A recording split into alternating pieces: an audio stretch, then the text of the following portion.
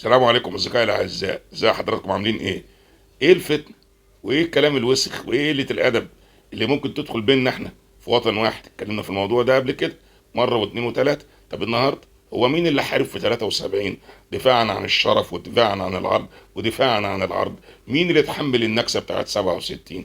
مين اللي حارب في 48؟ مين اللي ساعد في تحرير الارض؟ هو احنا قلنا ساعتها مسلم او مسيحي؟ احنا قلنا المصريين، وهنفضل لاخر في يوم في العمر المصريين، مش يوم في العمر، لاخر يوم على وجه الارض، لغايه الى يوم المشهد العظيم هنفضل المصريين. البلد دي حاضنه للجامع وحاضنه للكنيسه، حاضنه للاتنين، اللي بياكلوا اكل واحد ويشربوا شرب واحد. يا اخوانا احنا ما فيش فرق ما بيننا، ما تحاولوش تعملوا فتنه او توقعوا بيننا، وما تحاولوش تسمعوا لاي كلام مجرد ملوش اي لازمه. البلد دي فيها قانون بيحكم الجميع، اللي بيغلط بيتحاسب، مفيش فرق بين ده وبين ده.